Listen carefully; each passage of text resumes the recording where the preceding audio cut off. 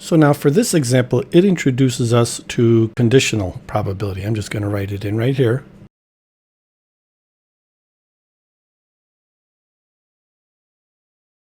And conditional probability is where one event can influence or have an effect on another event. We call it conditional probability because a condition exists before another event occurs. In other words, one event will depend on another event. And we have to watch out for that condition. So for this example, this drawing cards, it says 2 cards are dealt from a well-shuffled standard deck of 52 playing cards. What is the probability? That both cards are jacks. So if we were to write this down as a probability, I'm going to write it as the probability that the first card is a jack and the second card is a jack. How about that?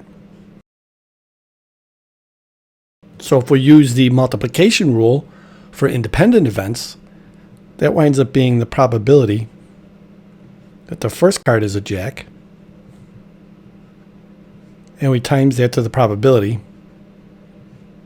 that the second card is a jack. However, there's a condition, and that condition is called given. So here's the condition. This is given that the first one is also a jack. So this given sets the condition. So the whole idea is we want to determine that the first card is a jack, multiply that to the probability that the second card is a jack, but that's given that the first one is also a jack. So this given right here sets the condition, and that's going to affect our probability. So the probability that the first card is a jack, well, that's 4 out of 52, right? The second card is a jack. Given that the first is a jack, that's going to be 3 out of 51. Then we multiply them together. That comes out to be approximately 0.45%. So then to generalize it, what we have is we have the probability of A and B occurring. That's going to be equal to the probability of A occurring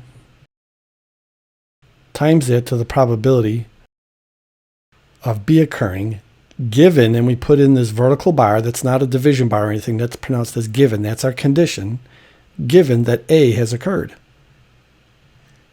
So this is our conditional probability. So to write it in the terms of the condition here, we'll simply use some basic algebra. I'll divide out the probability of A occurring here. And algebra says we do the same on the other side. So then this will cancel, and this will cancel. That'll leave us with the probability of B occurring, given that A has occurred, is going to be equal to the probability of A and B divided by the probability of A. And this is our conditional probability.